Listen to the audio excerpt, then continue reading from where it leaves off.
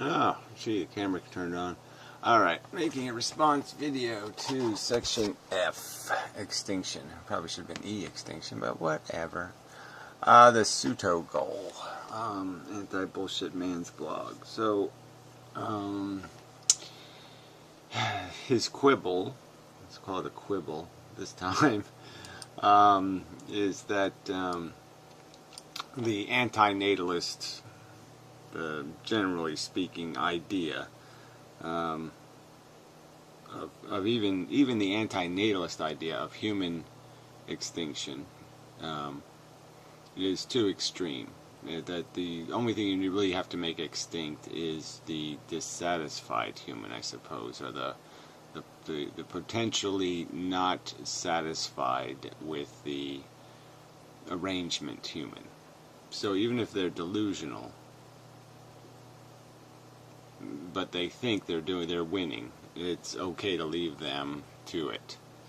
And although he says in conversations I've had with him that he cares a lot about the animal circumstance and all that stuff, and that's a non-starter, so to speak, like you're not allowed to exploit animals, he doesn't really explain how the humans can remain without the sentient mammals remaining. So I don't know. Anyway, so I have bolded some of this, and so I'll try to make some sort of coherent response to it. Inmendham's recurring claim that most people already behave like anti-natalists because they don't have more than 2 kids is false. So he claims that it's false.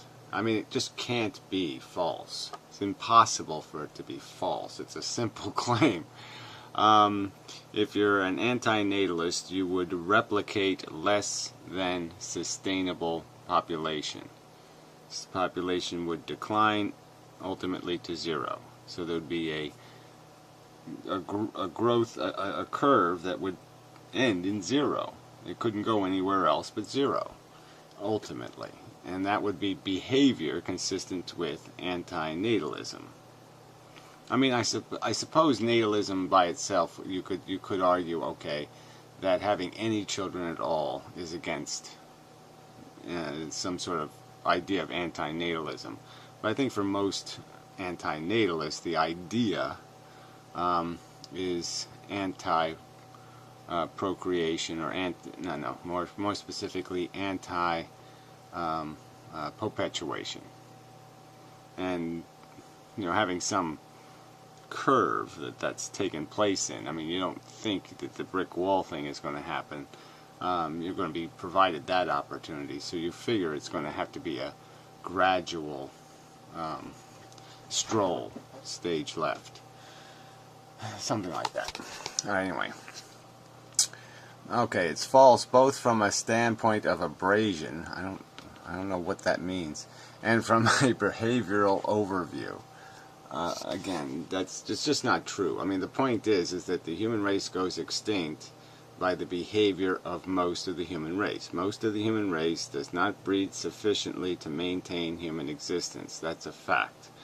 Anti-natalists would have humans extinct. The two things are completely consistent, and the argument is just that the only thing standing in the way isn't the behavior of most people, it's the attitude of most people. So if most people change their attitude, they don't have to compromise their behavior. They can behave exactly the way they behave now. All they have to do is change their attitude and say, yeah, it'd probably be a good idea to put a cork in those people having 8 kids. That's all we need. That's the difference between winning and losing, is just getting most people to agree that people shouldn't have 8 kids. That quote also happens to be my #1 pet peeve as far as his arsenal of recurrent statements go. Yeah, well, there's lots of things you say that I find nauseating, but whatever, I don't make a book out of it. Where, pray tell, might one find this guideline going over how to behave like an anti-natalist? Well, again, it was only used for one specific point, to just make the specific point that that most people don't have to change their behavior at all. Okay, they don't have to sacrifice anything in terms of their behavior to be on board with a system of Earth depopulation, because they're already behaving as Earth depopulationists. Fact. Alright, so where behave like anti-nihilists must have missed that memo, as did eminent ANs like Schopenhauer. I don't know, is he really an AN? I mean, he was a little bit, Buddhist weird. But whatever, I'm not going to get into that argument. Okay. According to Inmendham, amounts to behavior amounts to all behavior being fair game. Okay, according to Inmendham, behaving like an anti-nihilist amounts to all behavior being fair game so long as one reproduces at a rate that's insufficient to maintain human existence. Yeah, that's pretty much... the point of anti-natalism is reduction of reduction of decreases in population growth would be consistent with most anti-natalist objectives. So yes, I think that's a fair sentence. Anyway, all right, let me get to this stuff. Individuals who take pills would have to forfeit their Social Security benefits. Okay, so now he has this thought experiment where it's similar to ones I've proposed, not as thought experiments, but as practical facts that will face the future if the future exists. So the idea would be that people would have this pill that would give them eternal life, so to speak. I mean, I don't think they could, obviously it's not going to make them indestructible, but they won't die of disease. And the exchange for that would be it causes infertility. Obviously, in the real future, such a pill probably won't cause infertility, so we will have to deal with these real issues. And in the very near future, producing babies is not going to require biological gestation, and that's when this thing's really going to get gnarly, because people won't have to get pregnant anymore to have kids very soon. Anyway, so he put in some stupid thing about the Social Security benefits. I just thought that was hilarious, in the idea that if you have a eternal life pill, you're obviously going to get rid of the Social Security system, because nobody's going to want to pay Social Security for 700 years, for a retirement that never comes, where basically the only way you die is being killed. But you certainly could become disabled, I suppose, still. Paralyzed forever, or something like that. Anyway, so I don't know if this is... It's not a very interesting thought experiment as a thought experiment. Once the age surpasses that of the median age, blah, blah, blah. According to surveys, the majority of seniors are elated at the prospect of the pills. Well, of course the seniors would be, blah, blah, blah, who cares?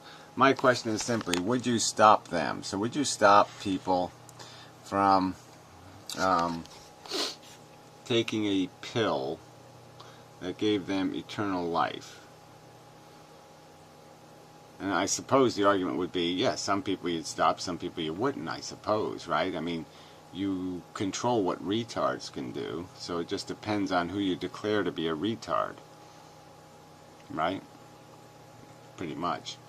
Would it be ethical to prevent fully grown adults, well, fully how big they are doesn't mean much, from having access to the pills in order to decrease long-term net suffering of the precious, so you put that in quotes, so we started making fun of the word precious commodity of sentience ingrained in them and their new-found longevity.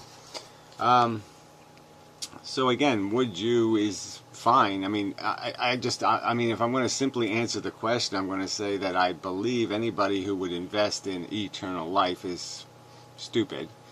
And it really depends on what the infrastructure equation is again. So your thought experiment said nothing about the rest of the biosphere. So if you're saying these humans are going to have eternal life in a mechanical system that provides them with oxygen and food at no cost to animals, sentient animals, well, we can negotiate. But you didn't include that as part of this equation. I'm not going to let them enslave animals for another 500,000 years of their whatever. They'll never last that long, but whatever. I mean, that's the magic of it. It's not so much about whether you would stop them or not, because practicality is going to stop them. Obviously, every one of those individuals would eventually find some way to do something catastrophically stupid to destroy their physical integrity. If you believe that stopping them from prolonging their existence is ethical on account of the net product, you're an unconditional extinctionist. Okay, well, who cares about these titles? Oh, let's all play the titling game.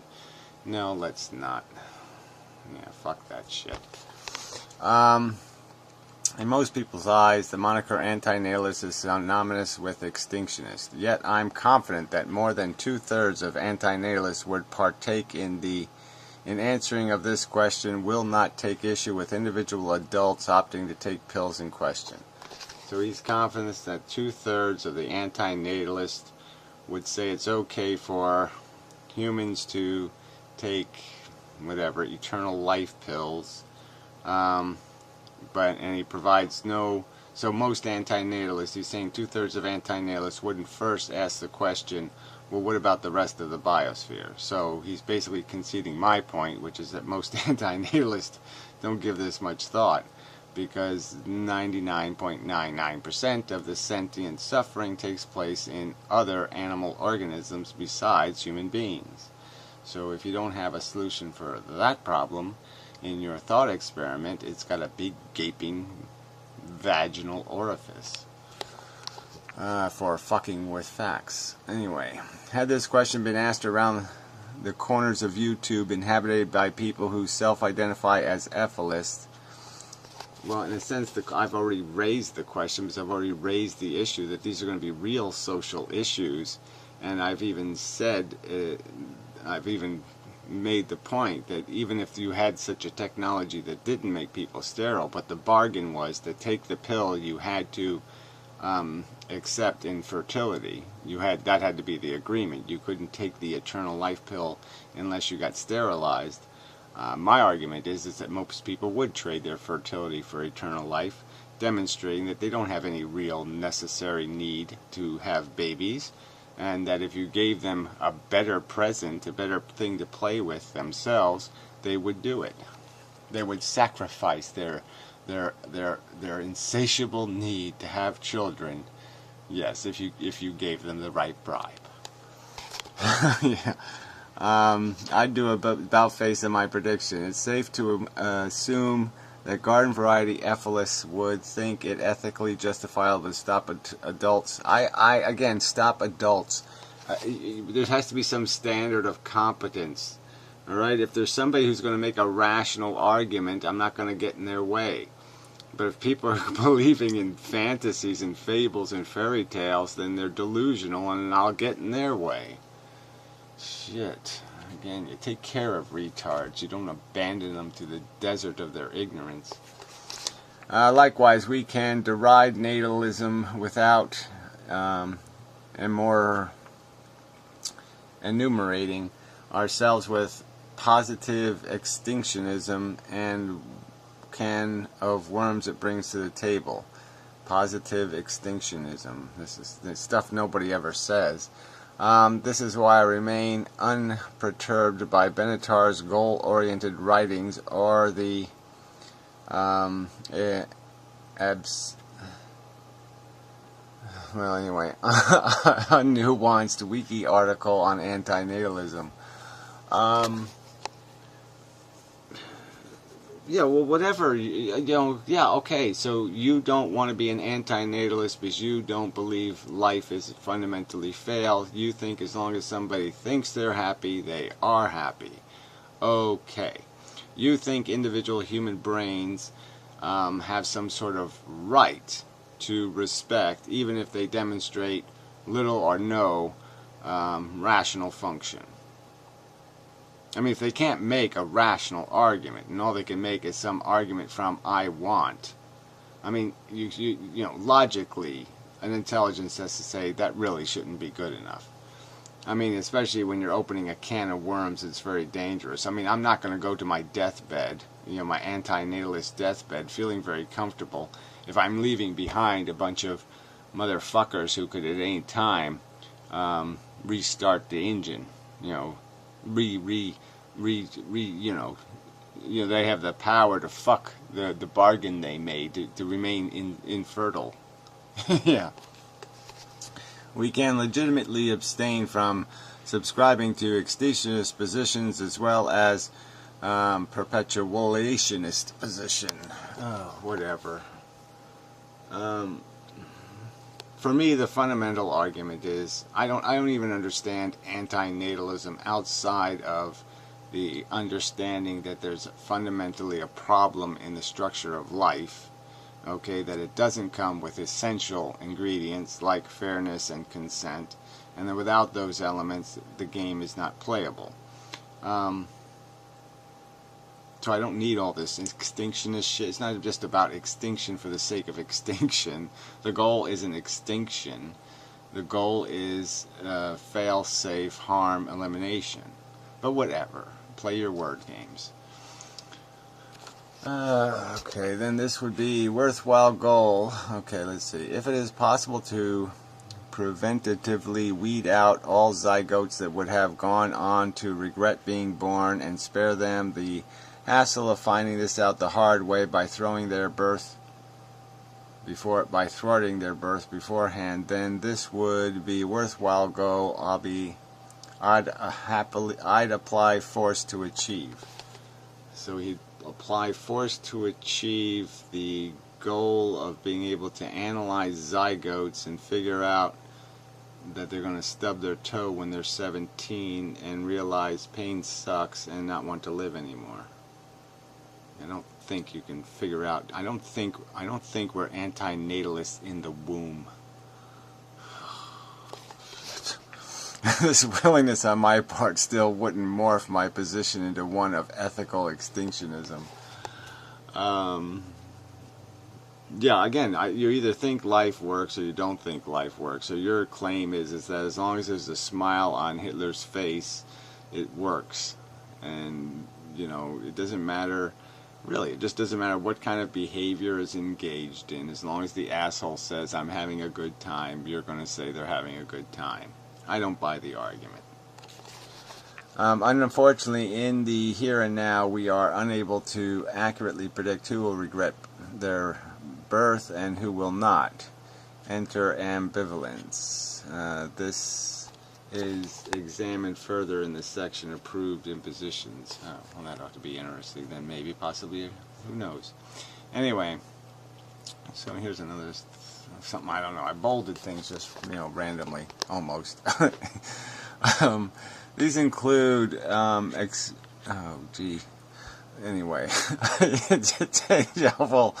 I'll get to the part I bolded.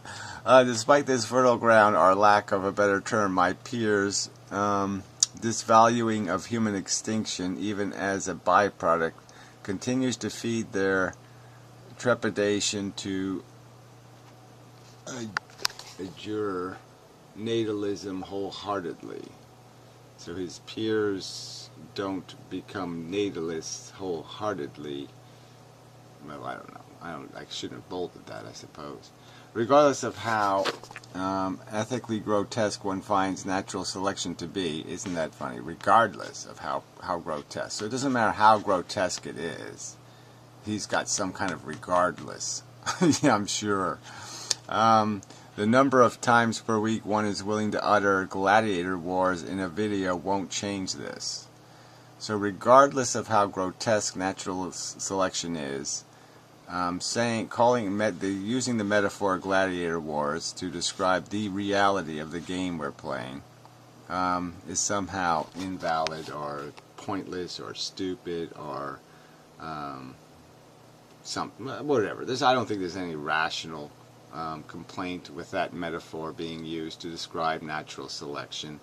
I think it's a very accurate way to describe what takes place.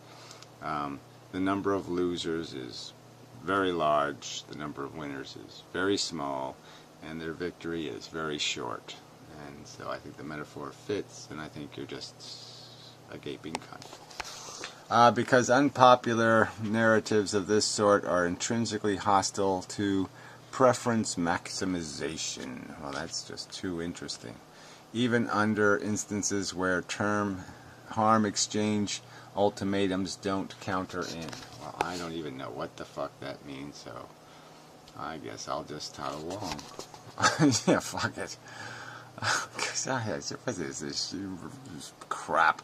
By favoring this formula, one endorses instant painless murder and undermines the preferences of sound-minded adults. Well, okay, that's the key phrase, sound-minded adult. I wonder what that is exactly. How do you test for that? What do you have to know to be sound-minded, and what do you have to not know to be sound-minded? Yeah, so he doesn't like negative utilitarianism. He doesn't like a lot of things. Seeing as the unneeded need is equivalent to the unneeded needlessness, deliberate perpetuation and deliberate extinction are both problematic. Seeing as the unneeded need is equivalent to the unneeded needlessness. I don't know how that they can be possibly equivalent. The fact that nothing is not needed is okay, yeah, clearly.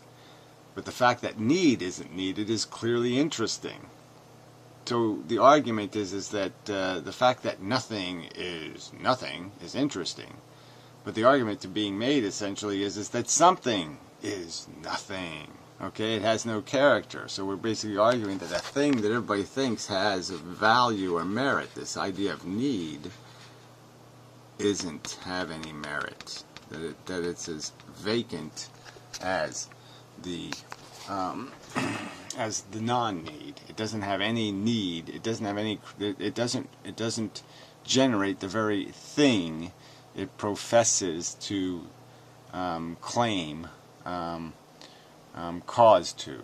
So I mean the word, like I said, a need envisions something, and what's the argument being made is that there's no need behind the need. So need gives things integrity. You can say you can speed to go to a fire because you need to get there fast so that you can save people. So there's a need that makes it imminent. And what's being argued is that no, that fundamental need doesn't exist when it comes to the need creating. That you don't need to create the need to go rescue somebody in the first place, so it's an unneeded need, and by that standard has no distinction from a situation where you don't have a justification because you don't have a need that needs to be served.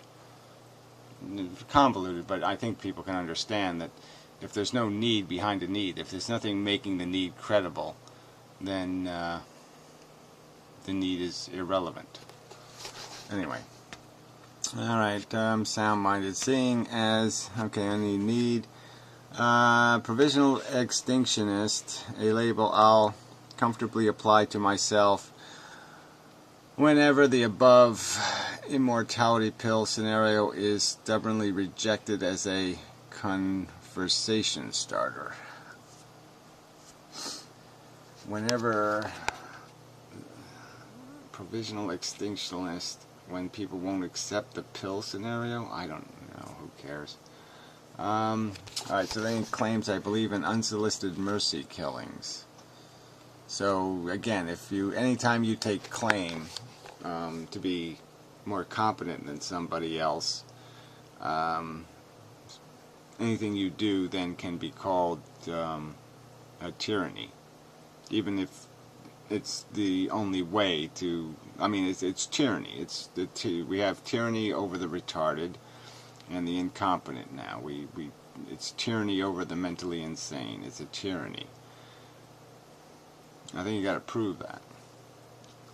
So until you prove the tyranny, until you prove they're right and I'm wrong, or they have some sort of measurably equal credibility in their philosophy, I'm going to claim a right. Alright, the coming decade will see a number of minors whose lives will be supervised by their parents and even micromanaged from dusk to dawn. In extreme cases, many minors will hear strategic ultimatums such as long as you live under my roof, you'll do as I say, or other popular, you'll thank me when you're older, brand. I don't know why I bothered with this part. Yeah, he doesn't think much of parents, that's for sure. So I agree with him there. Alright, so here he's taking a shot at the janitor thing. We as efficient janitors are to solely concern ourselves with cleaning up messes regardless of whose property the mess happens to have been made on. Well, that's right. Establishing property rights here is pretty difficult, especially, like I said, when 99.99% of the problem exists on property for which there is no competent owner. Without any regard for whether the property owners made the mess themselves, and without even asking the mess makers, well, again, figuring out that somebody's addicted to heroin because of their own stupid behavior doesn't really change the fact that they're addicted to heroin and do something about it. If they mind their own malady. If the mess makers are fully grown adults, again, fully grown adults, I don't know why this is the standard. So you're against all these other kind of crap parental standards of integrity and cultural standards of integrity that are just vacant based on established traditions, and then you'll say something like fully grown adult should somehow be the standard, whatever that means. What's an adult? And fully grown, what does that mean? I mean, what does it mean? It doesn't mean anything. Who inform us that they'd rather take the bad with the good and maintain their messy condition. Their request is to be ignored. Well, their request has to be conditionally accepted. And the conditions are that, yeah, they can't reinitiate the bad experiment, and that you somehow are going to take care of maintaining their existence without them having slave animals to maintain their biosphere for them. Their mess is our command. There isn't an ounce of wisdom in such value criterion.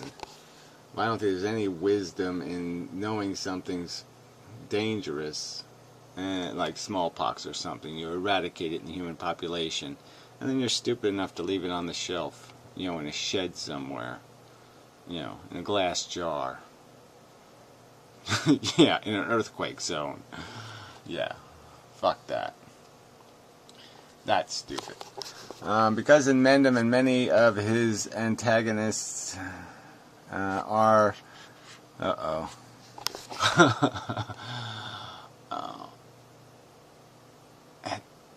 Atronic... Well, whatever. Atrocious. I don't know. When it comes to the finer points of this conversation, you opting to instead waste much time arguing over theological case against natalism, leading to unfruitful discussions. Well, there you go. Stunted, unfruitful discussions. So that's the accusation of this turd bowl, who writes whatever it is, a 5 million word blog post. It's just absolute fucking inane drivel and crap. Yeah, okay. He's going to tell me how to have a fruitful discussion. Fuck you. You're an idiot. Yeah, so what's that? We'll see, okay? We'll see, asshole. We'll see who pisses on whose grave. Fucktard. Anyway. Let's see. No qualities other than character. I wonder what that was for, because I like the word character.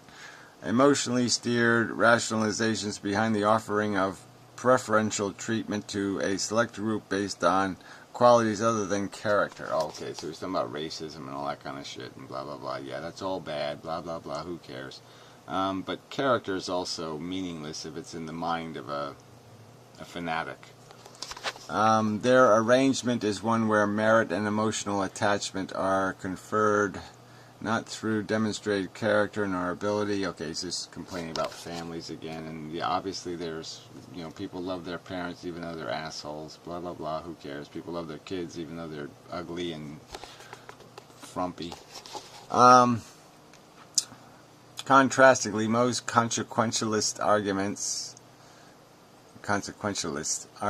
for extinction generally center around suffering miss the mark. They're centered around suffering, but they miss the mark because they're tailored towards sound-minded individuals who view themselves as victims of natalism just as much as they are towards non-deluded adults whom the statement "I'd rather not have been" doesn't apply, even on their deathbed. Once again, I stress that individuals mustn't be regulated to the vapid status of precious commodities. So he thinks, again, it's a vapid status to recognize that human beings are just sentient meat bags, and that's not allowed, in his opinion. We're supposed to respect their little fables of leprechauns and whatnot. Sorry, I don't have to do that. This would be inspired. There's no such thing as behaving like an anti-natalist. Well, of course there is, so you're a jerk. Alright, seeing as ephilism is Inmendham's brainchild, and the philosophy cogently boasts extinction as desired outcome, Inmendham should just say most people already behave like ephilists. It's true, and that's why I'm saying we're right on the cusp of victory, and all we have to do is seize it in the sense of recognizing that it's only the dumbest, dirtiest, stupidest, cruddiest, creepiest shitheads on this planet who are having the children that maintain our existence. And that in of itself should be a statement to the rest of humanity that, yes, we probably shouldn't be here if we don't even enjoy replicating. Most of us. Very much. Yeah. And leave the moniker of anti-natalism the hell alone. Well, whatever. I think both words, ephilism just means it's life spelled backwards. It's basically making the simple statement that it's life itself that's fundamentally broken, that it can't have fairness and it can't have consent, and therefore it's broken, and therefore fuck it. Where anti-natalism is basically just saying it's against some sort of idea of replicating, but it is so in some sort of more ambiguous way, like maybe people just hate humans, or maybe they just hate civilization, or maybe they just pissed off about some other bullshit, but it's a lot more ambiguous, so that's why I chose my word. And this asshole thinks I should walk around saying ephilism to everybody like they're going to know what that means, and they're not. And that's why I don't use the word ephilism too often, is because not too many people know what anti-natalism means, but very few know what ephilism means. So why would I use the word that's even less recognized if I'm hoping to be understood? Oh, that's right, I wouldn't. Ugh, God.